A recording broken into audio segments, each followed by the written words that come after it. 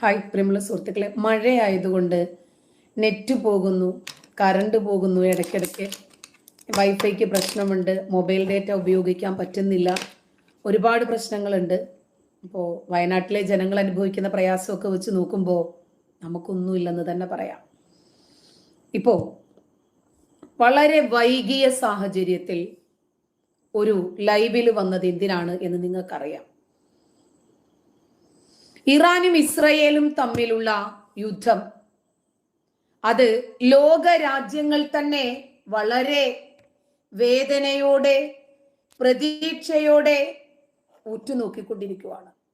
കാരണം അത്രയേറെ അപകടങ്ങൾക്ക് സാധ്യതയുള്ള ഒരു യുദ്ധമായിരിക്കും അത്.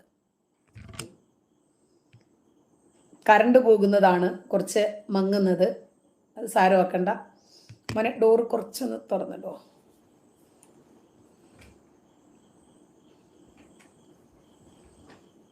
ഈ ലൈറ്റ് ഒന്ന് ഇങ്ങോട്ട് അഡ്ജസ്റ്റ് ചെയ്ത് വെക്കണം.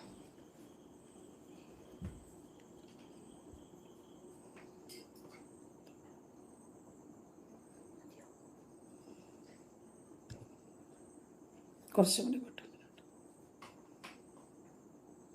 നോക്കാം.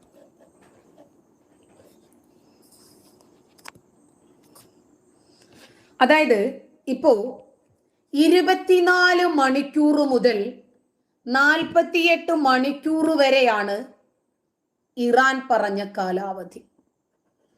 അതിനുള്ളിൽ എന്തായിരുന്നാലും ഇസ്രായേലിനെ ആക്രമിക്കുമെന്നാണ് ഇറാൻ പറഞ്ഞത്. പക്ഷേ ഇപ്പൊ നമ്മൾ നോക്കുമ്പോ ഇറാന്റെ അതിർത്തി നിന്ന് കത്തിക്കൊണ്ടിരിക്കുക. 24 മുതൽ 48 മണിക്കൂർ വരെ ഇറാൻ പറഞ്ഞപ്പോൾ ഇസ്രായേലിന് അത്ര പോലും ആലോചിക്കാനുണ്ടായിരുന്നില്ല. ഇറാനെ തണുപ്പിക്കാൻ അറബ് മന്ത്രിമാർ കിണഞ്ഞു പരിശ്രമിക്കുന്ന യുദ്ധം വേണോ? കാരണം ഇസ്രായേലും ഹമാസും തമ്മിൽ തന്നെ ഉണ്ടായ യുദ്ധത്തിന്റെ പരിസമാപ്തി ഇനിയുമായിട്ടില്ല. ഹിസ്ബുള്ള മിസൈൽ ആക്രമണം നടത്തും ഇതുവരെ ഇസ്രായേൽ തിരിച്ചടിച്ചിട്ടില്ല. കാരണം ഇസ്രായേലിനെ സംബന്ധിച്ച് നമുക്കറിയാം, വെടിനിർത്തൽ ഇടവേളകളിലൊക്കെ കണ്ടതാണ് നമ്മൾ. പുലി പതുങ്ങുന്നത് ഒതുങ്ങാനല്ല, മറിച്ച് കുതിക്കാനാണ് എന്ന് ഒരുപാട് അനുഭവങ്ങളിലായി നമുക്കറിയുന്ന വസ്തുതയാണ്. അതുകൊണ്ട് തന്നെ ഇസ്രയേലിന് തിരിച്ചടി നൽകുന്നതിനു മുമ്പ് സ്വന്തം രാജ്യത്തെ ഒറ്റുകാരെയാണ് നമ്മൾ കണ്ടെത്തേണ്ടതെന്നും അവരെ ശിക്ഷിക്കണമെന്നുമാണ് പരമോന്നത നേതാവായ ആയത്തുള്ള അലി ഖൊമേനി നിർദ്ദേശിച്ചത് എന്നാണ് ഏറ്റവും ഒടുവിലായി പുറത്തു വരുന്ന റിപ്പോർട്ട്. കാരണം സ്വന്തം രാജ്യത്ത് ഒറ്റുകാരുള്ളത് കൊണ്ടാണ് വേറെ രാജ്യങ്ങളിൽ നിന്നും വരുന്ന ഭരണാധികാരികൾക്ക് ഇവിടെ ഒളിച്ചു താമസിക്കാനുള്ള സൗകര്യം, അവർക്ക് വേണ്ടുന്ന സുരക്ഷാ ക്രമീകരണങ്ങൾ എല്ലാം ഒരുക്കി വെക്കുന്നത് ഒരു രാജ്യത്തിന്റെ പരമപ്രധാനമായ ലക്ഷ്യങ്ങളിൽപ്പെട്ടതാണ്.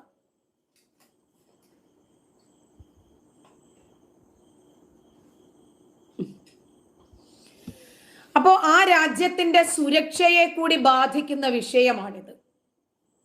അപ്പോൾ ഇസ്മായിൽ ഹനിയ എന്ന നേതാവിനെ മാത്രമല്ല, ലെബനനിലെ ഹിസ്ബുള്ള ഭീകരനായിരുന്നു ഇസ്മായിൽ ഹനിയയുടെ അംഗരക്ഷകൻ. അവനെയും കൊന്നു. അങ്ങനെ ലെബനൻ ശത്രുവായി, ഹിസ്ബുള്ള ശത്രുവായി. അല്ലെങ്കിൽ ഇവരൊക്കെ ശത്രുപക്ഷത്ത് തന്നെയാണ് ഇസ്രായേലിനെ സംബന്ധിച്ചിടത്തോളം. അപ്പോ ഇസ്രായേലിന് ഒരു തെറ്റും പറ്റിയിട്ടില്ല. ഇസ്രായേലിന്റെ ലക്ഷ്യം ഇസ്മായിൽ ഹനിയയായിരുന്നു. അതിന് തടസ്സം നിന്നത് ആരായാലും മുറിച്ചു മാറ്റൽ അവരുടെ രീതിയാണ്.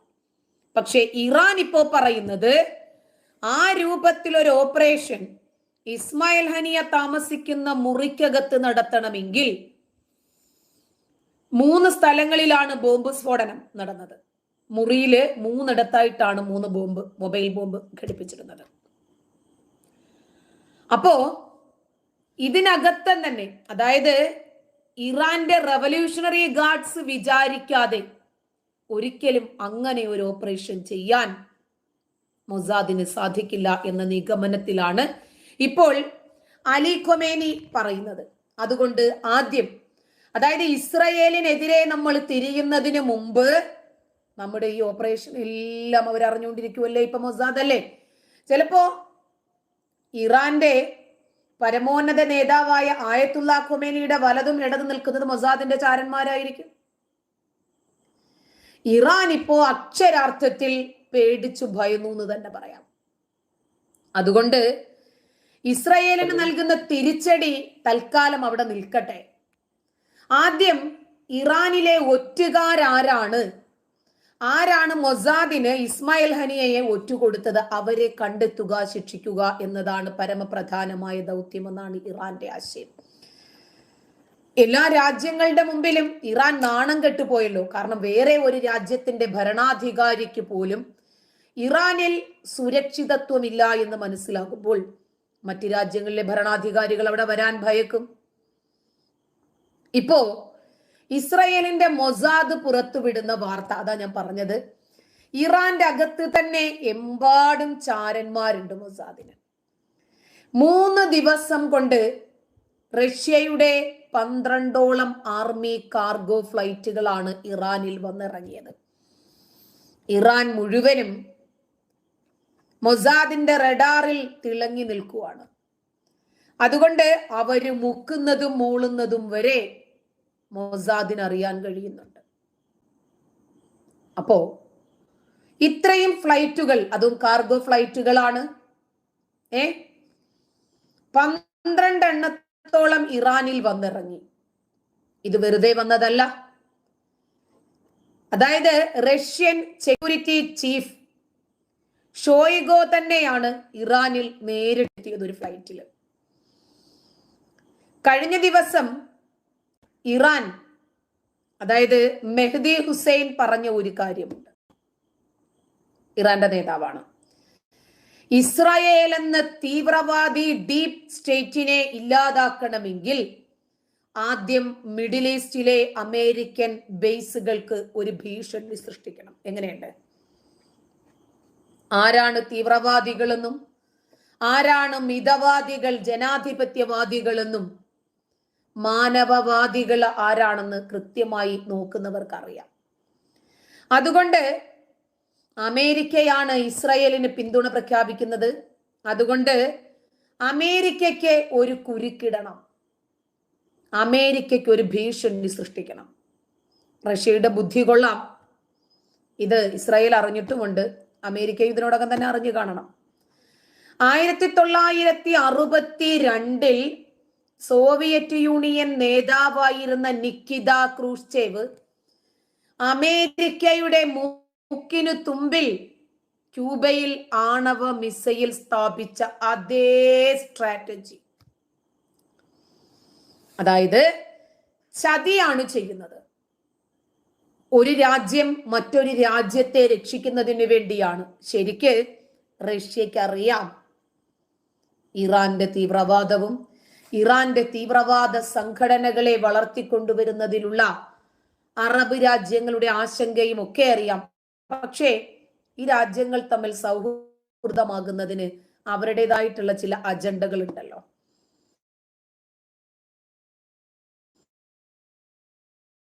ടെഹ്റാനിലെ മിഡില് അമേരിക്കൻ ബേസ് ലക്ഷ്യമാക്കി ഒരു ആണവ മിസൈൽ അങ്ങോട്ട് തൊടുത്താൽ അന്ന് കൂടും കുടുക്കയും എടുത്ത് സയനിസ്റ്റുകൾ രാജ്യം വിട്ടു പോകും എന്നാണ് റഷ്യ ഇറാൻ തമ്മിലുള്ള സംഭാഷണത്തിൽ ഇറാൻ റഷ്യയോട് ആവശ്യപ്പെടുന്നത്.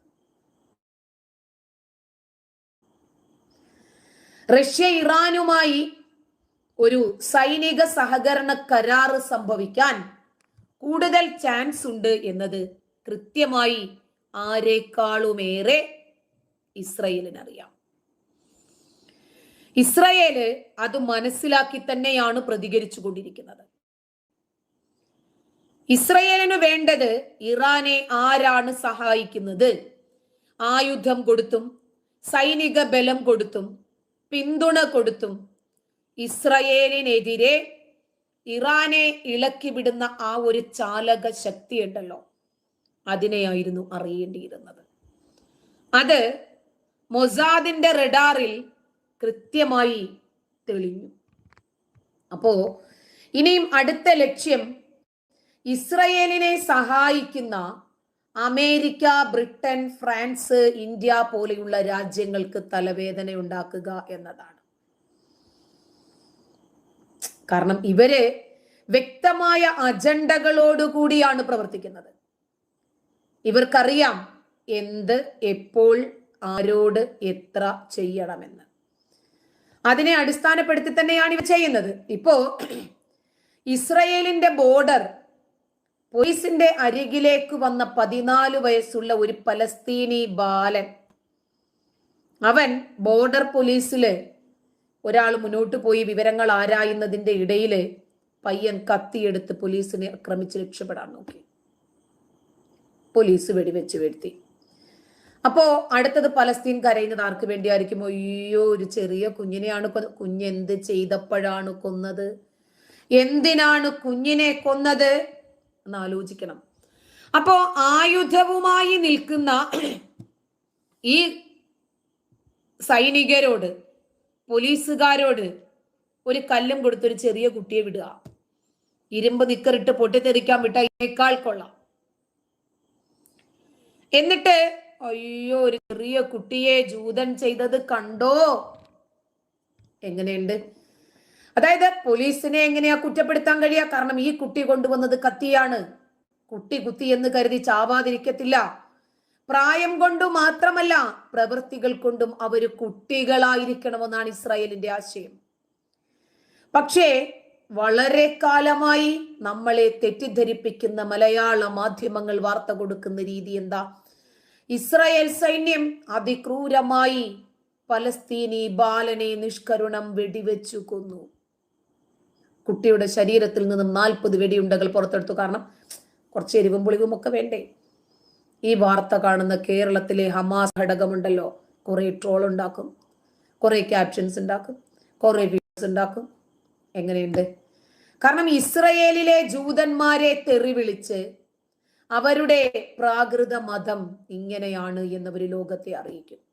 ഇതിനൊക്കെ കാരണം ജൂതന്മാരെയും ക്രിസ്ത്യാനികളെയും വെറുക്കാനും കണ്ടടത്ത് വെച്ച് തന്നെ കഴുത്ത് വെട്ടി പിരടിക്ക് വെട്ടിക്കൊല്ലാനും അവരുടെ വിരലുകളൊക്കെ വെട്ടിയെടുക്കാനും പഠിപ്പിക്കുന്ന ഒരു മതപുസ്തകം ഇവിടെയുണ്ട്. ഈ മതപുസ്തകമാണ് ഇതിന്റെയൊക്കെ ആധാരം. ജൂതവംശീയ ഉന്മൂലനം മഹത്തായ ഇസ്ലാമിക ദൗത്യമായി കണക്കാക്കുന്ന, അങ്ങനെ പഠിപ്പിക്കുന്ന ഒരു പുസ്തകം. ഇത് ഒരുപക്ഷെ നമ്മുടെ നാട്ടിലെ കപട സെക്യുലർ പാർട്ടിക്കാർക്ക് ഇത് വലിയ ഭേദമാണ്. ജനാധിപത്യ വിശ്വാസികളെ സംബന്ധിച്ചിടത്തോളം അവർ ജനാധിപത്യത്തെ ആണ് കൂടുതൽ സ്നേഹിക്കുന്നതെങ്കിൽ അവരൊരിക്കലും ഈ മതാധിപത്യവാദികളെ അംഗീകരിക്കാൻ ഇടയില്ല. നമുക്കറിയാം, ഇസ്രായേലും ഹമാസും തമ്മിൽ എന്ന് തുടങ്ങിയ യുദ്ധമാണ്. ഉപാധികളില്ലാതെ ബന്ധികളെ വിട്ടുകൊടുത്താൽ തീരാവുന്ന പ്രശ്നമേ അന്ന് ഹമാസിനെ സംബന്ധിച്ചിടത്തോളം ഉണ്ടായിരുന്നുള്ളൂ. അത് വട്ടച്ചൊറി പോലെ എപ്പോഴും ചൊറിഞ്ഞു ചൊറിഞ്ഞു ചൊറിഞ്ഞു ചൊറിഞ്ഞ് ഇവർക്ക് ആസ്വദിച്ചു കൊണ്ടിരിക്കണം. UN അതിനകത്ത് പ്രധാനപ്പെട്ട ഒരു പങ്കുണ്ട്. 50 കൊല്ലം മുമ്പ് നിർമ്മിച്ച ഹെലികോപ്റ്ററിൽ സഞ്ചരിച്ച് നേരത്തെ തന്നെ പല തവണകളിൽ അപകടം ഉണ്ടായിട്ടുള്ള ഒരു ഹെലികോപ്റ്റർ ആയിട്ട് പോലും ഇറാന്റെ പ്രസിഡന്റിന് സംഭവിച്ചത് നമ്മൾ കണ്ടില്ലേ? അപ്പൊ അവരുടെ സാങ്കേതിക വൈദഗ്ധ്യം എത്ര പുറകിലാണെന്ന് ആലോചിച്ച് നോക്കി ഇസ്രായേലിനെ അപേക്ഷിച്ചിട്ട്. അപ്പോ 50 കൊല്ലങ്ങൾക്ക് മുമ്പുള്ള സംവിധാനങ്ങളാണ് ഇപ്പോഴും അവർ ഉപയോഗിച്ചുകൊണ്ടിരിക്കുന്നത്. 50 കൊല്ലങ്ങൾക്ക് മുമ്പുള്ള ഹെലികോപ്റ്ററിൽ സഞ്ചരിച്ചിട്ടാണ് ഇബ്രാഹിം റൈസി പൊട്ടിത്തെറിച്ചത്. ഇബ്രാഹിം റൈസി എന്ന് പറയുന്ന സ്വന്തം രാജ്യത്തിന്റെ പ്രസിഡന്റിന് അദ്ദേഹത്തിന്റെ സുരക്ഷയെ കണക്കിലെടുത്ത് മര്യാദയ്ക്കുള്ള ഒരു സഞ്ചാര സ്വാതന്ത്ര്യം പോലും ഉണ്ടാക്കാൻ സാധിക്കാത്ത ഇറാൻ ഇന്ന് ഇസ്രായേലിനെ പോയി ചൊറിഞ്ഞിട്ട് മാന്തു വാങ്ങിക്കാൻ നിൽക്കുവാണ്. നേരിട്ടുള്ള ഒരു യുദ്ധത്തിന് ഇറാനെ സംബന്ധിച്ചിടത്തോളം ഒരിക്കലും ഇറാൻ തയ്യാറാകില്ല. 9 വർഷം ഇറാഖുമായി യുദ്ധം നടത്തിയവരാണ് ഇറാൻ. എന്നിട്ട് ഇറാഖിന് ഇവരെന്ത് ക്ഷതമാണ് ഏൽപ്പിച്ചത്? ഇറാൻ ഇറാൻ ഇറാൻ എന്ന് പറഞ്ഞാൽ ഭയക്കുന്ന ആളുകൾ ഉണ്ടാകും. ഇസ്രായേലിനെ സംബന്ധിച്ചിടത്തോളം ഇസ്രായേൽ ഭയക്കില്ല. 6 അറേബ്യൻ രാജ്യങ്ങൾ വന്നിട്ട് എന്ത് സംഭവിച്ചു? കണ്ടം വഴി ഓടിച്ചില്ലേ ജൂതന്മാര്. അപ്പൊ ഹമാസിനെ പോലെയുള്ള തീവ്രവാദികളെ മുഴുവനും തുടച്ചു നീക്കേണ്ടത് ലോക സമാധാനത്തിന്റെ, ലോക മനുഷ്യന്റെ നിലനിൽപ്പിന്, സമാധാനത്തിന് അനിവാര്യമാണ്. ആ ദൗത്യമാണ് ഇസ്രായേൽ ഏറ്റെടുത്തിരിക്കുന്നത്. ഇറാൻ ഖത്തർ കേന്ദ്രീകരിച്ച് മുസ്ലിം തീവ്രവാദികൾ പ്രതിരോധം സൃഷ്ടിക്കും. കാരണം ഈ തീവ്രവാദികൾ എല്ലാവരും കൂടുമ്പോൾ എല്ലാവരും ഒരുമിച്ച് നിൽക്കും. ഇവരുടെ എല്ലാവരുടെയും ലക്ഷ്യം ഇസ്ലാമിക രാഷ്ട്രമല്ലേ, ഇസ്ലാമിക ലോകം സ്ഥാപിക്കലല്ലേ. ഇനിയും ഈ രൂപത്തിൽ മുന്നോട്ട് പോകുമ്പോൾ ഒരു മൂന്നാം ലോക മഹായുദ്ധത്തിലേക്കാണ് ഇറാൻ കൊണ്ടുചെന്ന് എത്തിക്കുക. ഇറാന്റെ ലക്ഷ്യം അതാണ്. ഇറാനെ സംബന്ധിച്ചിടത്തോളം ഇറാൻ അറിയാം, ഇസ്രായേൽ ഒരു കാര്യം നിശ്ചയിച്ചു കഴിഞ്ഞാൽ അവരെ അതിൽ നിന്നും പിന്തിരിപ്പിക്കാൻ കഴിയില്ല. അന്താരാഷ്ട്ര കോടതി പറയട്ടെ, ഐക്യരാഷ്ട്രസഭ പറയട്ടെ, ഇസ്രായേൽ പറയും ഞങ്ങളൊരു സ്വതന്ത്ര ജനാധിപത്യ പരമാധികാര രാജ്യമാണ്. ഞങ്ങളെ ഇങ്ങോട്ട് ആക്രമിച്ചാൽ ഞങ്ങൾ തിരിച്ചക്രമിക്കും. അത് പറ്റില്ല എന്ന് പറയാൻ ഒരു UN-നും പറ്റില്ല. ഞങ്ങളെ അടിച്ചാൽ ഞങ്ങൾ തിരിച്ചടിക്കും, അതിനും ഏത് കൊലക്കൊമ്പനായാലും ശരി. ഞങ്ങൾക്ക് പ്രതിരോധം സൃഷ്ടിച്ചും പ്രതികരിച്ചും നേർക്കുനേരെ വരുന്നവരോട് നേർക്കുനേരെ യുദ്ധം ചെയ്തുമാണ് ഞങ്ങളുടെ രീതി എന്നാണ് ഇസ്രായേൽ പറയുന്നത്. ഇപ്പോ യുദ്ധം പൊട്ടിപ്പുറപ്പെട്ടാൽ മലയാളികൾ അടക്കമുള്ള പ്രവാസികൾക്ക് വലിയ രൂപത്തിൽ ആഘാതമായിരിക്കും ഇതുണ്ടാക്കുക. ഗൾഫ് രാജ്യങ്ങളിലെ നിർമ്മാണ മേഖലയെ വളരെ സാരമായി ഇത് ബാധിക്കും. തൊഴിൽ, വരുമാനം ഒക്കെ നഷ്ടത്തിനാകും. അതേസമയം ഏപ്രിലിൽ സംഭവിച്ചതുപോലെ അവസാന നിമിഷം യുദ്ധമല്ലാതെ കാര്യങ്ങൾ അവസാനിക്കും എന്ന പ്രതീക്ഷയിലാണ് ലോകരാജ്യങ്ങൾ ഉറ്റുനോക്കിക്കൊണ്ടിരിക്കുന്നത്. ലെബനൻ വിടാൻ അമേരിക്ക തയ്യാറാണ്. ബ്രിട്ടൻ, ഫ്രാൻസ് തുടങ്ങിയ രാജ്യങ്ങളൊക്കെ തങ്ങളുടെ പൗരന്മാർക്ക് നിർദ്ദേശം നൽകിയിട്ടുണ്ട്. കാരണം ലെബനൻ സെക്യൂരിറ്റി ഗാർഡ് ആണല്ലോ മരിച്ചത്. ഉയർന്ന സൈനിക ഉദ്യോഗസ്ഥനായിരുന്നു. ഇസ്മായിൽ ഹനിയുടെ ബോഡി ഗാർഡ് ആയിട്ട് വന്നത്. അവന്റെ തലയാണ് തെറിപ്പിച്ചത്. അതോടുകൂടി ഇറാൻ ഇളകി, ലെബനനും ഇളകി. രണ്ട് രാജ്യങ്ങൾക്കും ഇതിൽ പരം നാണക്കേട് വേറെ ഉണ്ടോ? അവരുടെ മൂക്കിൻ തുമ്പത്തിൽ കയറിയല്ലേ രണ്ടുപേരുടെയും തല കൂട്ടി കത്തിച്ചത് ഇസ്രായേല്. അപ്പോ അങ്ങനെ പശ്ചിമേഷ്യ മുഴുവനും യുദ്ധഭീതി ശക്തിപ്പെട്ടിരിക്കുകയാണ്. ബ്രിട്ടീഷ് വിദേശകാര്യ സെക്രട്ടറി ഡേവിഡ് ലാമിയാണ് ലഭ്യമായ വിമാനങ്ങളിൽ എത്രയും പെട്ടെന്ന് നാട്ടിലേക്ക് എത്തിക്കൊള്ളാൻ പൗരന്മാരോട് ആവശ്യപ്പെട്ടത്. സാഹചര്യം വളരെ പെട്ടെന്ന് മോശമാകാനുള്ള സാധ്യതയുണ്ടെന്നും ഡേവിഡ് ലാമിയ ചൂണ്ടിക്കാണിക്കുന്നു. ബെയ്റൂത്തിലെ അമേരിക്കൻ എംബസിയും ഫ്രാൻസും സമാനമായ നിർദ്ദേശം നൽകിയിട്ടുണ്ട്. അതായത് യുദ്ധസമാനമായ സാഹചര്യങ്ങളിലൂടെയാണ് ഇപ്പോഴും ഇറാനും ഇസ്രായേലും ലെബനനും പോയിക്കൊണ്ടിരിക്കുന്നത്. ലെബനൻ സന്ദർശനം ഒഴിവാക്കണമെന്ന് കാനഡയും ജോർദാനും പൗരന്മാരോട് ആവശ്യപ്പെട്ടു. പല പാശ്ചാത്യ വിമാന കമ്പനികളും ബെയ്റൂത്തിലേക്കുള്ള സർവീസുകൾ നിർത്തിവച്ചതായി അന്താരാഷ്ട്ര മാധ്യമങ്ങൾ റിപ്പോർട്ട് ചെയ്യുന്നു. സംഘർഷം കണക്കിലെടുത്ത് എയർ ഇന്ത്യയും ഓഗസ്റ്റ് 8 വരെ ടെല്ലവീവിലേക്കും തിരിച്ചുമുള്ള എല്ലാ വിമാന സർവീസുകളും റദ്ദാക്കിയിട്ടുണ്ട്. ഇറാൻ യുദ്ധം പ്രഖ്യാപിച്ചതോടെ ഇസ്രായേൽ റെഡിയാണ്. എപ്പോൾ തുടങ്ങണമെന്ന് മാത്രം പറഞ്ഞാൽ മതി. കാരണം ഇറാന്റെ മൂക്കിൻ തുമ്പിൽ നിന്ന് രണ്ട് രാജ്യത്തിന്റെ ഉയർന്ന രണ്ട് നേതാക്കളുടെ തല അടർത്തി മാറ്റിയപ്പോൾ, വെട്ടിമാറ്റിയപ്പോൾ ഇതിന്റെ പരിണിത ഫലം എന്താണ് എന്ന് ആലോചിച്ച് തന്നെയാണത് ചെയ്തത്. ഇസ്രായേലിനെ സംബന്ധിച്ചിടത്തോളം ആലോചിക്കാനൊന്നുമില്ല. എല്ലാവരും ഒരുമിച്ച് വന്നാൽ ശത്രുവിനെ ഒരുമിച്ച് ഒരു പാളയത്തിൽ കിട്ടും, ഒരുമിച്ചില്ലാതാകാം. ഹമാസ് നേതാവ് ഇസ്മായിൽ ഹനിയയെ ഇസ്രായേൽ വധിക്കുകയും ലെബനീസ് സായുധ സംഘടനയായ ഹിസ്ബുല്ലയും ഇസ്രായേലും പരസ്പരം മിസൈൽ ആക്രമണം ശക്തമാക്കുകയും ചെയ്തതോടെയാണ് ഈ മേഖലയിൽ പിരിമുറുക്കം വർദ്ധിച്ചത്. അങ്ങനെ യുദ്ധ സാധ്യത വെളിപ്പെട്ടു. ഇസ്രായേൽ അങ്ങോട്ട് ആക്രമിക്കുന്നു, ലെബനൻ ഇങ്ങോട്ട് ആക്രമിക്കുന്നു. ഇസ്രായേൽ 2 എണ്ണം അങ്ങോട്ട് വിടുന്നു, അവർ 20 എണ്ണം ഇങ്ങോട്ട് വിടുന്നു, ഇവർ 200 എണ്ണം അങ്ങോട്ട് വിടുന്നു. അങ്ങനെ ഒരു യുദ്ധസമാനമായ ഒരു സാഹചര്യം ഈ രണ്ട് രാജ്യങ്ങൾക്കും ഇടയിൽ പ്രത്യക്ഷപ്പെട്ടു. ഇസ്മായിൽ ഹനിയ കൊല്ലപ്പെടുന്നതിന് മുമ്പാണ് ബെയ്റൂത്തിൽ ഹിസ്ബുള്ള കേന്ദ്രങ്ങൾക്ക് നേരെ ഇസ്രായേൽ മിസൈൽ ആക്രമണം നടത്തിയതും ഹിസ്ബുള്ളയുടെ സൈനിക കമാൻഡറായ ഫഹദ് ഷുക്കൂർ കൊല്ലപ്പെടുന്നത്. ഇതിന് പിന്നാലെയാണ് ഹിസ്ബുള്ള വടക്കൻ ഇസ്രായേലിലെ ബെയ്ത്ത് ഹിലാൽ മേഖലയിലേക്ക് മിസൈൽ ആക്രമണം നടത്തിയത്. 200-ലേറെ മിസൈലുകളാണ് ഹിസ്ബുള്ള തൊടുത്തുവിട്ടത്. സമീപകാലത്ത് ഇസ്രായേലിനു നേരെ ഹിസ്ബുള്ള നടത്തുന്ന ഏറ്റവും വലിയ ആക്രമണമാണിത്. അതിനിടയിൽ ഇറാനിൽ അതിക്രമിച്ചു കയറി ഇസ്മായിൽ ഹനിയയെ വധിച്ചതിന് ഇസ്രായേലിന് കനത്ത തിരിച്ചടി നൽകുമെന്നാണ് ഇറാന്റെ മുന്നറിയിപ്പ്. എന്നാ പിന്നെ നിങ്ങൾ തന്നോ, ഞങ്ങൾ വാങ്ങിച്ചോളാമെന്ന് ഇസ്രായേൽ.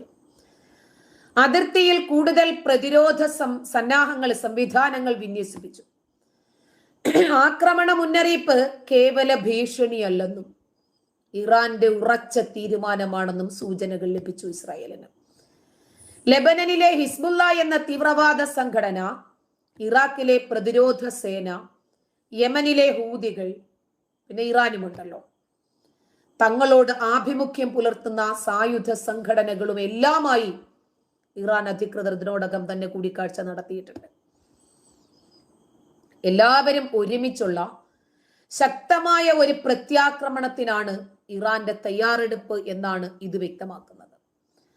അങ്ങനെ യുദ്ധ നീക്കത്തിൽ നിന്ന് ഇറാനെ പിന്തിരിപ്പിക്കുന്നതിനു വേണ്ടി ജോർദാൻ വിദേശകാര്യമന്ത്രി ഐമൻ സഫാദി ഞായറാഴ്ച ടെഹ്റാൻ സന്ദർശിച്ചു. സുരക്ഷാ വേലി ഭേദിച്ച് ഹമാസ് നേതാവിനെ വധിച്ച ഇസ്രായേലിന് തക്ക മറുപടി നൽകുന്നതിൽ നിന്ന് ഒട്ടും പുറകോട്ടില്ല എന്നാണ് ഐമൻ സഫാദിയോടുള്ള ഇറാന്റെ പ്രതികരണം. ഇറാൻ റഷ്യയിൽ നിന്ന് വൻതോതിൽ ആയുധമെത്തി ഇറാനെതിരെ ഇസ്രായേലിന് എല്ലാ സഹായങ്ങളും വാഗ്ദാനം ചെയ്ത അമേരിക്കയുണ്ട്. അതുകൊണ്ട് തന്നെ രണ്ട് രാജ്യങ്ങളും തമ്മിലുള്ള സംഘർഷത്തിൽ കൂടുതൽ രാജ്യങ്ങൾ രണ്ട് ചേരിയിലും ഇടപെടുകയാണ്. പശ്ചിമേഷ്യൻ മേഖലയില് ബാലിസ്റ്റിക് മിസൈൽ പ്രതിരോധ ശേഷിയുള്ള ക്രൂയിസറുകളും യുദ്ധവിമാനങ്ങളും വിന്യസിക്കാൻ US പ്രതിരോധ വകുപ്പ് ഉത്തരവിട്ടു. മേഖലയിലേക്ക് വിമാനവാഹിനി കപ്പലും കരയധിഷ്ഠിത ബാലിസ്റ്റിക് മിസൈൽ പ്രതിരോധ ആയുധങ്ങളും അയക്കുമെന്നും സഖ്യകക്ഷിയായ ഇസ്രായേലിനെ സംരക്ഷിക്കാൻ US പ്രതിജ്ഞാബദ്ധമാണെന്നും pentagon deputy press secretary Sabrina Singh പറഞ്ഞു. അതേസമയം അമേരിക്ക ഇസ്രായേലിനെ സഹായിച്ചാൽ മിഡിൽ ഈസ്റ്റിലെ അമേരിക്കൻ സൈനിക കേന്ദ്രങ്ങൾ തകർക്കുമെന്നാണ് ഇറാൻ മുന്നറിയിപ്പ് നൽകുന്നത്. Qatar, Bahrain, Kuwait, Saudi Arabia, UAE, Oman തുടങ്ങിയ രാജ്യങ്ങളിൽ അമേരിക്കയ്ക്ക് സൈനിക താവളമുണ്ട്.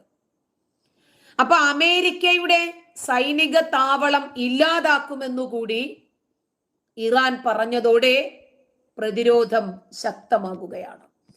അപ്പൊ ഇസ്രായേലിന് കൂടുതൽ സംവിധാനങ്ങളും സുസജ്ജരായ സൈനിക സംവിധാനങ്ങളും ഒരുക്കേണ്ടി വരും. 4 മാസം മുമ്പ് ഏപ്രിലില് പശ്ചിമേഷ്യയിൽ യുദ്ധഭീതി ഉണ്ടായി. സിറിയയിലെ ഇറാൻ നയതന്ത്ര കാര്യാലയത്തിൽ ബോംബിട്ട ഒരു സൈനിക ജനറൽ ഉൾപ്പെടെ ഇറാന്റെ 7 ഉദ്യോഗസ്ഥരെയാണ് ഇസ്രായേൽ കരിച്ചു കളഞ്ഞത്. അതിന് തിരിച്ചടിയായിട്ട് ഇറാൻ ഇസ്രായേലിനെ നേരിട്ട് ആക്രമിച്ചു. അതോടെ അന്ന് ഒരു യുദ്ധ അന്തരീക്ഷമുണ്ടായി. ബാലിസ്റ്റിക് മിസൈലുകളും ഡ്രോണുകളും ഒക്കെ ഉൾപ്പെടെ 300ഓളം ആയുധങ്ങളാണ് ഇറാൻ അന്ന് പ്രയോഗിച്ചത്. ഇതിലെ മിക്കതും വ്യോമ അതിർത്തിക്ക് അപ്പുറത്ത് വെച്ച് തന്നെ ഇസ്രായേലും അമേരിക്കയും ചേർന്ന് വെടിവെച്ചിട്ടു. അതായത് ഇസ്രായേലിന്റെ മണ്ണിലേക്ക് അവരുടെ ആയുധങ്ങൾ പതിക്കുന്നതിന് മുമ്പ് ആകാശത്ത് വെച്ച് തന്നെ അത് നിർവീര്യമാക്കുന്ന രീതിയാണ് ഇസ്രായേൽ അന്ന് പ്രയോഗിച്ചത്. ഇറാൻ ആക്രമണത്തിന് കനത്ത തിരിച്ചടി നൽകുമെന്ന് ഇസ്രായേൽ പ്രഖ്യാപിച്ചിരുന്നു. ഇറാന്റെ മിസൈൽ ആക്രമണം പൂർണ്ണമായി പരാജയപ്പെട്ട സാഹചര്യത്തിൽ ഒരു പ്രത്യാക്രമണത്തിന് ആവശ്യമില്ല എന്നാണ് അമേരിക്ക ഇസ്രായേലിനെ അറിയിച്ചത്. കാരണം ഇറാന് ഒന്നും വിജയിച്ചില്ലല്ലോ. അങ്ങനെ ഇസ്രായേൽ പ്രത്യാക്രമണം നടത്തിയാൽ തങ്ങൾ നേരിട്ട് ഇസ്രായേലിനെ സഹായിക്കുകയില്ലെന്ന് അമേരിക്ക അന്ന് വ്യക്തമാക്കി. കാരണം അടിയുടെ മേൽ തിരിച്ചടിക്കേണ്ടെന്നുള്ള രൂപത്തിൽ ഇറാന് തിരിച്ചടി കിട്ടി. ഇറാൻ തിരിച്ച് ഇസ്രായേലിനെ ആക്രമിച്ചു. അതെല്ലാം അമേരിക്കയും ഇസ്രായേലും ചേർന്ന് തടുത്തു, അവിടെ നിർത്തുക. അതേ തുടർന്നാണ് അന്ന് ഇറാനെ ആക്രമിക്കാനുള്ള നീക്കത്തിൽ നിന്ന് ഇസ്രായേൽ പിന്തിരിഞ്ഞതും യുദ്ധഭീതി ഇല്ലാതായതും. കാരണം പറഞ്ഞത് അമേരിക്കയാണല്ലോ. നിലവിലെ സംഘർഷവും പിരിമുറുക്കവും ഒഴിവാക്കാനും തകൃതിയായിട്ടുള്ള ശ്രമം നടക്കുന്നുണ്ട്. അമേരിക്കയുടെ സൈനിക കേന്ദ്രങ്ങൾക്ക് നേരെ ആക്രമണം നടത്തുമെന്ന് ഇറാന്റെ ഭീഷണിയുണ്ട്. ഗൾഫ് രാജ്യങ്ങളിൽ കടുത്ത ആശങ്കയും ഭീതിയും സൃഷ്ടിക്കുന്നുണ്ടത്. യുദ്ധം പൊട്ടിപ്പുറപ്പെട്ടാൽ മലയാളികൾ അടക്കമുള്ള പ്രവാസികൾക്കും കനത്ത ആഘാതമായിരിക്കും അത്. ഗൾഫ് രാജ്യങ്ങളിലെ നിർമ്മാണ മേഖലയെ അത് സാരമായി ബാധിക്കും. ഒരുപാട് ബുദ്ധിമുട്ടുകൾ ഉണ്ടാകും. അതുകൊണ്ട് മുമ്പുണ്ടായിരുന്നത് പോലെ തന്നെ ഇത്തവണയും ഒരു യുദ്ധസമാനമായ സാഹചര്യം ഇല്ലാതാക്കാൻ സാധിക്കും എന്ന് തന്നെയാണ് എല്ലാ അറബ് രാജ്യങ്ങൾ ഉൾപ്പെടെയുള്ള രാജ്യങ്ങളും പ്രതീക്ഷയോടുകൂടി നോക്കുന്നത്. കാരണം ഇസ്രായേൽ എടുക്കുന്ന തീരുമാനം ഉറപ്പുള്ളതാണ്. അതേപോലെ തന്നെ ഇറാൻ എടുക്കുന്ന തീരുമാനം ഇറാനെ സംബന്ധിച്ചിടത്തോളം ഉറപ്പുള്ളതാണ്. ഇപ്പം നിസ്സാരക്കാരന്മാരെ ഒന്നും അല്ലല്ലോ ഇസ്രായേല് കത്തിച്ചത്. പലസ്തീന്റെ മുൻ പ്രധാനമന്ത്രിയും ഇപ്പോഴത്തെ ഹമാസ് മേധാവിയുമാണ് ഇസ്മായിൽ ഹനിയ. ഇറാന്റെ തലസ്ഥാന നഗരത്തിൽ വെച്ച് കൊന്നു എന്ന് പറയുമ്പോ അന്താരാഷ്ട്ര നിയമങ്ങളുടെ ലംഘനമാണ് എന്ന് ഇറാൻ വിദേശകാര്യ മന്ത്രാലയ വക്താവ് നാസർ കനാനി പറഞ്ഞു. പക്ഷെ ഇസ്രായേലിനെ സംബന്ധിച്ചിടത്തോളം ഞങ്ങളെ ഇല്ലാതാക്കാൻ ശ്രമിക്കുന്ന ഹമാസ് ഭീകരർ ലോകത്തിന്റെ ഏത് കോണിലുണ്ടെങ്കിലും അവരെ ഇല്ലാതാക്കുക എന്നത് ഞങ്ങളുടെ ദൗത്യമാണെന്ന് ഇസ്രായേൽ പറയുന്നത്. ഖത്തറിൽ പോയി അഭയം പ്രാപിച്ചപ്പോൾ പറഞ്ഞു സൂക്ഷിച്ചോ. തുർക്കിയിൽ പോയപ്പോ പറഞ്ഞു സൂക്ഷിച്ചോ. ഇറാനിൽ പോയപ്പോഴും പറഞ്ഞു ഞങ്ങളുടെ ശത്രുവാണ് ഹമാസ് ഭീകരർ. അവർക്ക് നിങ്ങൾ അഭയം നൽകിയാൽ നിങ്ങളുമായും ഞങ്ങൾക്ക് യുദ്ധം ചെയ്യേണ്ടത്. അപ്പൊ ഖത്തർ പറഞ്ഞു ഞങ്ങളുടെ രാജ്യത്തിട്ടൊന്നും ചെയ്തത് ഞങ്ങൾ ഇവിടുന്ന് പറഞ്ഞു വിട്ടേക്കാം. ശരി, അത് മതി. ദേശീയ സുരക്ഷയും പരമാധികാരവും സംരക്ഷിക്കാനുള്ള അവകാശം ഇറാൻ ഭരണകൂടത്തിൽ നിക്ഷിപ്തമാണ്.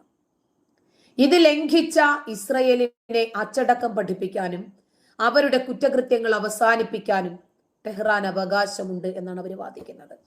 എന്നാൽ മേഖലയിൽ സംഘർഷം വ്യാപിപ്പിക്കാൻ ഇറാൻ ആഗ്രഹിക്കുന്നില്ലത്രേ. മേഖലയിൽ അസ്ഥിരത ഇല്ലാതാക്കാൻ ഇസ്രായേലിനെ ശിക്ഷിക്കേണ്ടത് അനിവാര്യമാണെന്ന് അദ്ദേഹം പറഞ്ഞു. ഇറാനും ലെബനനിലെ ഹിസ്ബുള്ളയും 48 മണിക്കൂറിനകം ഇസ്രായേലിന് തിരിച്ചടി നൽകുമെന്ന് US മുന്നറിയിപ്പ് നൽകി. ശരി, Canada, France, Germany, Italy, Japan, UK ഉൾപ്പെടുന്ന G7 അംഗങ്ങളുടെ യോഗത്തിലാണ് USന്റെ മുന്നറിയിപ്പ്. ഏത് രൂപത്തിലുള്ള യുദ്ധത്തെയും അതിജീവിക്കാൻ, പ്രതിരോധിക്കാൻ ഞങ്ങൾ സജ്ജരാണ് എന്ന് തന്നെയാണ് ഇസ്രായേൽ പറയുന്നത്. അതുകൊണ്ട് യുദ്ധം പ്രഖ്യാപിച്ചിട്ട് പാതി വഴിക്ക് യുദ്ധത്തിൽ നിന്നും പിന്തിരിഞ്ഞു പോകാൻ സാധ്യതയുള്ളത് ഇറാനാണ്. അതുകൊണ്ട് ഈ ലെബനനെ ശത്രുവാക്കിയത് ലെബനന്റെ സൈനിക നേതാവിന്റെ തലയെടുത്തിട്ടാണ്. അതുകൊണ്ട് ലെബനൻ ഞങ്ങൾക്കെതിരെ നേരത്തെ തിരിഞ്ഞതാ ഇസ്രായേലിന്റെയും ഹമാസിന്റെയും വിഷയത്തിൽ തന്നെ എന്ന് ഇസ്രായേൽ. അതുകൊണ്ട് എല്ലാ ഇസ്ലാമിക രാജ്യങ്ങളും ഒരുമിച്ച് നിന്ന് ഇറാനെ ഈ യുദ്ധത്തിൽ നിന്ന് പിന്തിരിപ്പിക്കാൻ ശ്രമിക്കുമ്പോൾ ഒരു രൂപത്തിലും ഇസ്രായേൽ പിന്തിരിയില്ല. ഇസ്രായേൽ ഇറാന്റെ സൈനിക നേതാവിന്റെ ജീവൻ എടുക്കുകയും ചെയ്തു. യുദ്ധം പ്രഖ്യാപിച്ചപ്പോൾ ആ വെല്ലുവിളി ഏറ്റെടുക്കുകയും ചെയ്തു. കാരണം എന്തെന്നറിയാമോ? ജൂത കുഞ്ഞുങ്ങൾ യോദ്ധാക്കളാണ്. യുദ്ധമുഖത്ത് നിന്ന് പിന്തിരിഞ്ഞോടുന്ന രീതി, അതല്ലെങ്കിൽ ഒളിപ്പോർ യുദ്ധമൊന്നും ജൂത കുഞ്ഞുങ്ങൾക്ക് ചേർന്നതല്ല. അതുകൊണ്ട് അവരത് ചെയ്യില്ല.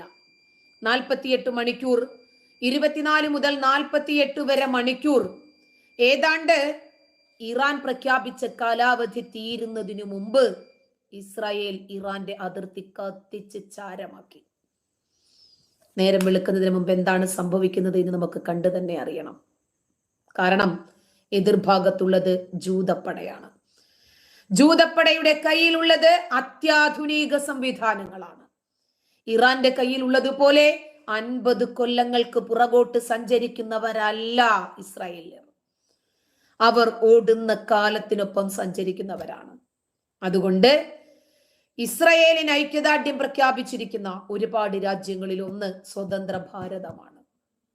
അതുകൊണ്ട് ഈ ഭാരതത്തിന്റെ താല്പര്യത്തിനൊപ്പം നിൽക്കാൻ ഒരു ഭാരത പൗര എന്നുള്ള നിലയിൽ എൻ്റെ ദൗത്യം എന്നാണ് ഞാൻ മനസ്സിലാക്കുന്നത്. അതല്ലാതെ ഹമാസ് തീവ്രവാദികൾക്കും ഭീകരവാദികൾക്കും ഐക്യദാർഢ്യം പ്രഖ്യാപിച്ച് ഇബ്രാഹിം റൈസിക്ക് വേണ്ടിയും ഖാലിദ് മിഷേലന്മാർക്ക് വേണ്ടിയും കണ്ണീര് വാർക്കാനും അവന്മാർക്ക് വേണ്ടി ഒരു വരി എഴുതാനും എന്നെ കിട്ടില്ല. കാരണം ലോകത്തിന് മുഴുവനും വിപത്തായിരിക്കുന്ന ഈ ഭീകരവാദികൾ, ഈ തീവ്രവാദികൾ അവസാനിക്കേണ്ടത് ഈ ലോകത്തിന്റെ മനുഷ്യന്റെ ആവശ്യമാണ്, ഈ ലോകത്തിന്റെ നിലനിൽപ്പിന്റെ ആവശ്യമാണ്, ലോക സമാധാനത്തിന്റെ അനിവാര്യതയാണ്. ഈ കൂട്ടങ്ങൾ ചത്തൊടുങ്ങിയെങ്കിലല്ലാതെ, അതല്ലെങ്കിൽ ഇവരെ കൊല്ലാനുള്ള ദൗത്യം ഇസ്രായേൽ ഏറ്റെടുത്തിരിക്കുന്നു. ഇസ്രായേലിന് അത് വിജയിപ്പിച്ചേ മതിയാകൂ. അതുകൊണ്ട് ഇസ്രായേൽ ജയിക്കണമെന്ന് ഞാൻ ആഗ്രഹിക്കുന്നു. എല്ലാ മനുഷ്യ മനസാക്ഷികളും ആഗ്രഹിക്കുന്നു. തീവ്രവാദ ചിന്താഗതിയുള്ളവരല്ലാത്തവർ, 3 നേരവും മതം പുഴുങ്ങി തിന്നുന്നവർ അല്ലാത്ത ആളുകൾ ആഗ്രഹിക്കുന്നത് ഇസ്രായേൽ നിലനിൽപ്പിന് വേണ്ടി സമരം ചെയ്യുമ്പോൾ ഹമാസും ഇറാനും ഒക്കെ എന്താണ് ചെയ്യുന്നത്? 6-ാം നൂറ്റാണ്ടിന്റെ ഗോത്ര പുസ്തകത്തിൽ എഴുതിയതുപോലെ ജൂതന്മാരെ കണ്ടിടത്ത് വെച്ച് പിരടിക്ക് വെട്ടിക്കൊന്ന് അള്ളാഹുവിന്റെ രാജ്യം സ്ഥാപിക്കാൻ, ഇസ്ലാമിക ലോകം സ്ഥാപിക്കാൻ വേണ്ടി ഇറങ്ങി തിരിച്ചിരിക്കുന്ന ഈ ഭീകരവർഗത്തിന് വേണ്ടി ഐക്യദാർഢ്യം പ്രഖ്യാപിക്കാൻ, ഇവർക്ക് പിന്തുണ പ്രഖ്യാപിക്കാൻ മനുഷ്യ മനസാക്ഷി ഇല്ലാത്ത ആളുകൾക്ക് മാത്രമേ അതിന് കഴിയൂ. അതുകൊണ്ട് അതല്ലടാ, ഞാൻ ഇസ്രായേലിൽ പോകുന്നതിനേക്കാൾ നല്ലത് ഞാൻ ഈ രാജ്യത്തോട് കൂറും പ്രതിബദ്ധതയുമുള്ള ആളല്ലേ. അതുകൊണ്ട് നീയൊക്കെ ഹമാസ് ഭീകരർക്ക് വേണ്ടി കുരയ്ക്കുന്നവന്മാരല്ലേ? നീയൊക്കെ ഇതിനകത്ത് വന്ന് എന്നെ തെറി വിളിക്കുന്നതും ഹമാസ് ഭീകരർക്ക് വേണ്ടിയല്ലേ? ഇറാൻ എന്ന ഭീകരവർഗത്തിന് വേണ്ടിയല്ലേ? ഏത് പെൺകുട്ടിക്കാടാ ഇറാനിൽ സമാധാനമുള്ളത്? മഹ്സ അമിനി എന്ന് പറയുന്ന ഒരു 22 വയസ്സുകാരി നേരാമണ്ണം ഹിജാബ് ധരിച്ചില്ല എന്ന കാരണത്താൽ അതിനെ അടിച്ചും മൂക്ക് മുറിച്ചും പീഡിപ്പിച്ചു കൊന്ന ഈ വർഗം, ആ പെൺകുട്ടിയുടെ നീതിക്ക് വേണ്ടി രംഗത്തിറങ്ങിയ സ്വന്തം രാജ്യത്തിന്റെ പൗരന്മാരെ പോലും ജയിലുകളിൽ സ്ത്രീകളെയും കുട്ടികളെയും യുവതികളെയും കൂട്ടിയിട്ട് കത്തിച്ച, ഒരുപാട് ആളുകളുടെ തലയിലേക്ക് നിറയൊഴിച്ച ഇറാൻ എന്ന ഭീകരവർഗം, മതത്തിനു വേണ്ടി മാത്രം കുരയ്ക്കുന്ന ഇവർക്ക് വേണ്ടി സംസാരിക്കാൻ നിനക്കൊക്കെ സാധിക്കുന്നുണ്ടെങ്കിൽ നീയൊക്കെയാടാ ഗാസയിലേക്ക് പോയി ഇസ്രായേലിനെ നെഞ്ചു വിരിച്ച് നേരിടേണ്ടത്. നിന്റെയൊക്കെ പുസ്തകത്തിലെ ജൂതവിരോധം കൊണ്ട് ജൂതന്റെ കൈകൊണ്ട് തീർന്നാലും നിനക്കൊക്കെ രക്തസാക്ഷികളാകാമല്ലോ. എന്നാലും നിനക്കൊക്കെ കിട്ടുമല്ലോടാ സ്വർഗം. 72 ഹൂറിപ്പെണ്ണുങ്ങളെ കിട്ടില്ലേ നിനക്കൊക്കെ? അവളുമാരുടെ കൂടെ ആടിപ്പാടാമല്ലോ. ഇരുമ്പ് നിക്കറിട്ടോണ്ടേ ഇസ്രായേലിനെ എതിരിടാൻ പോകാവൂ. നീയൊക്കെ ഗാസയിലേക്ക് പോയിക്കോടാ, പലസ്തീനിലേക്ക് പോയിക്കോടാ നീയൊക്കെ. അതല്ലെങ്കിൽ ഇറാനിൽ പോയിക്കോടാ. ഇസ്രായേൽ അവിടെ അതിർത്തി കത്തിക്കുന്നുണ്ട്, ചെല്ല്. ഇന്നിപ്പോ ഹിജാബ് ധരിക്കാതെ ഒരു പാട്ടുപാടിയ ഗായിക, നോക്കണം ഇവരുടെയൊക്കെ തലയിൽ എത്രമാത്രം മതമാണെന്ന്. അറേബ്യൻ രാജ്യങ്ങളൊക്കെ എത്രയോ പുരോഗമിച്ചിട്ടുണ്ട്. ഈ ഗായികയെ ഇറാനിയൻ സുരക്ഷാ സേന അറസ്റ്റ് ചെയ്തിരിക്കുകയാണ്. സാറ ഇസ്മയിൽ എന്നാണ് ഈ ഗായികയുടെ പേര്. പൊതുസ്ഥലത്ത് വെച്ച് പാട്ടുപാടി, അതിന്റെ പേരിലാണ് ഇപ്പോൾ അറസ്റ്റ് ചെയ്തത്. ഹിജാബ് ധരിക്കാതെ പാടുന്ന സാറയുടെ വീഡിയോ വൈറലായി. മെട്രോ പാർക്കുകള്, അതുപോലെ പൊതു ഇടങ്ങള്, ഇവിടൊക്കെ പൊതുസ്ഥലങ്ങളിൽ നിർബന്ധിതമായി ഹിജാബ് ധരിക്കാതെ പാടി. അതിനാണ് സാറ ഇസ്മയിലിനെ അറസ്റ്റ് ചെയ്തത്. ഇറാന്റെ ഇന്റർനാഷണൽ റിപ്പോർട്ടാണ് ഈ പറയുന്നത്. സാറയുടെ കുടുംബത്തിന് മകളെ കാണാനോ വിവരങ്ങൾ അറിയാനോ ഇതുവരെ കഴിഞ്ഞിട്ടില്ല. ഇറാനിൽ സ്ത്രീകൾ പരസ്യമായി പാടുകയോ നൃത്തം ചെയ്യുകയോ ചെയ്യുന്നത് നിരോധിച്ചിട്ടുണ്ട്. സ്ത്രീകളുടെ അവകാശങ്ങൾക്കെതിരെ നടക്കുന്ന വ്യാപകമായ അടിച്ചമർത്തലാണ് ഈ രാജ്യം ചെയ്യുന്നത്. ഈ യാഥാസ്ഥിതിക നിയമങ്ങൾക്കെതിരെ ഇറാനിലെ സ്ത്രീകൾ പലപ്പോഴും ശബ്ദമുയർത്തിയിട്ടുണ്ട്. ഇത്തരം സ്ത്രീകൾക്കെതിരെ ഇറാൻ സർക്കാർ നടപടിയെടുക്കലാണ് ചെയ്തിരുന്നത്. ബെർലിൻ ആസ്ഥാനമായിട്ടുള്ള റൈറ്റ് ടു സിംഗ് ക്യാമ്പയിനിന്റെ സ്ഥാപകനായ ഫരവാസ് ഫർവാഡിൻ സാറ ഇസ്മയിലിന്റെ അറസ്റ്റിൽ അപലപിച്ചിട്ടുണ്ട്. ഇറാൻ അധികാരികൾ സ്ത്രീകൾക്കെതിരായ അടിച്ചമർത്തലിനെ ന്യായീകരിക്കാൻ പലപ്പോഴും ആരോപണങ്ങൾ കെട്ടിച്ചമയ്ക്കുന്നതായിട്ടാണ് ഈ ഫരവാസ് ഫർവാഡിൻ പറഞ്ഞത്. സ്ത്രീകളോട് അതിക്രമം കാണിക്കുകയല്ലാതെ യോദ്ധാക്കളെ പോലെ പൊരുതി നിൽക്കാൻ ഇവന്മാർക്ക് കഴിയോ? പുളിക്കും. ഇവർക്ക് കഴിയില്ല. ഇവര് ഭീരുക്കളാണ്. ഇപ്പൊ ഇസ്രയേലുമായി യുദ്ധം പ്രഖ്യാപിച്ചിട്ടുണ്ട്. അങ്ങ് ചെന്ന് കേറി കൊടുത്താൽ മതി, ഇസ്രായേൽ റെഡിയാണ്.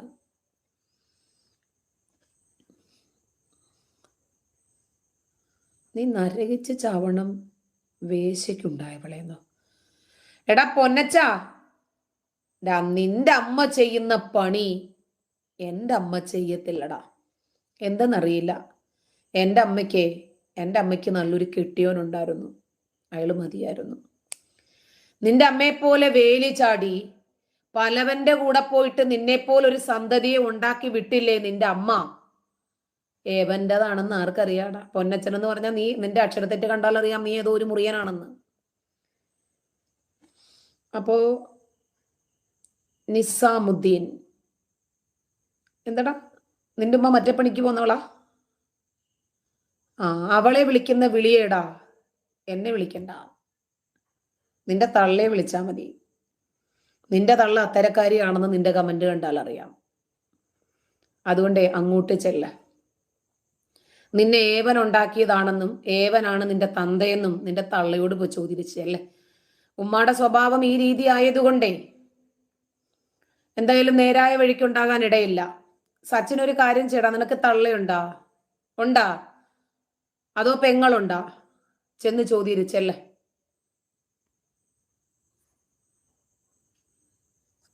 സച്ചിൻ, നിന്റെ ഫേസ് ഇതിനകത്തുണ്ട് കേട്ടാ. എന്നെ കൊണ്ട് ഇതൊന്നും ചെയ്യിപ്പിക്കരുത്.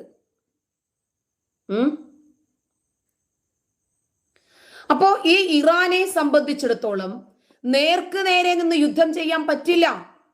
സ്വന്തം രാജ്യത്തെ സ്ത്രീകളെ അടിച്ചമർത്തുക, പെൺകുട്ടികളുടെ സ്വാതന്ത്ര്യം നിഷേധിക്കുക, 6-ാം നൂറ്റാണ്ടിന്റെ ഗോത്രമതത്തിൽ കക്കൂസിലിരിക്കുമ്പോ 3 മുക്ക് മുക്കാനേ പുസ്തകത്തിലുള്ളെങ്കിൽ 3.25 മുക്ക് ആവരുത്, 2.25 ആകരുത്. എന്നാ പിന്നെ പടച്ചോൻ കോപിക്കില്ലേ? നബി സ്ത്രീകളെ എങ്ങനെ കണ്ടു അതുപോലെയല്ലേ നബി ഗുണ്ടകളും കാണൂ.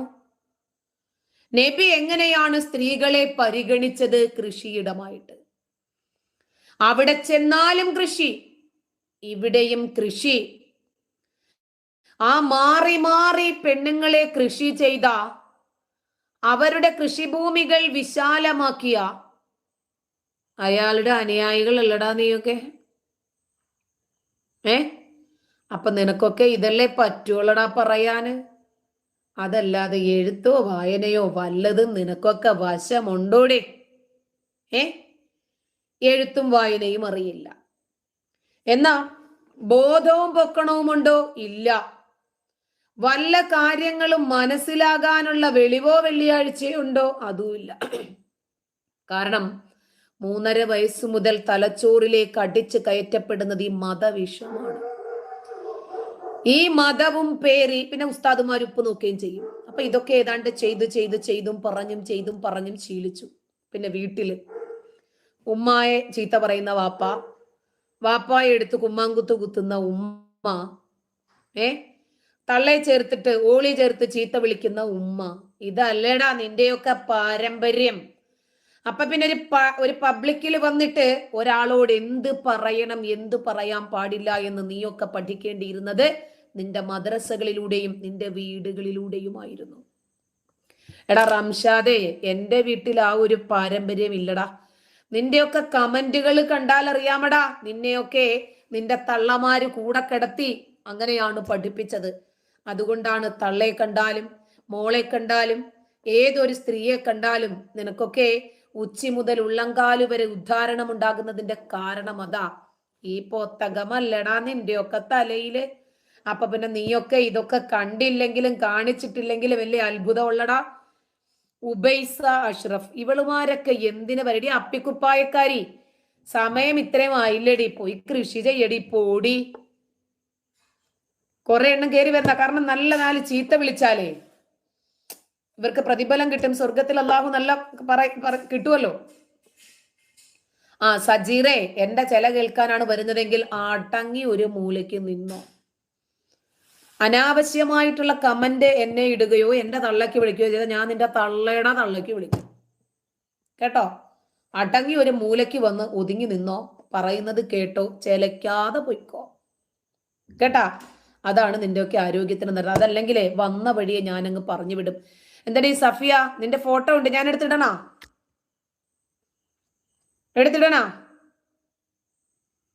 എന്താടി നിനക്കാണ് ഭ്രാന്തെന്നോ? ഏത് സാധാ ഭ്രാന്ത് തന്നെയല്ലേ? മറ്റേ കൂടിയ ഐറ്റം ഒന്നും അല്ലല്ലോ? അതോ നിന്റെ ഉമ്മാക്കാണോ ഭ്രാന്ത്?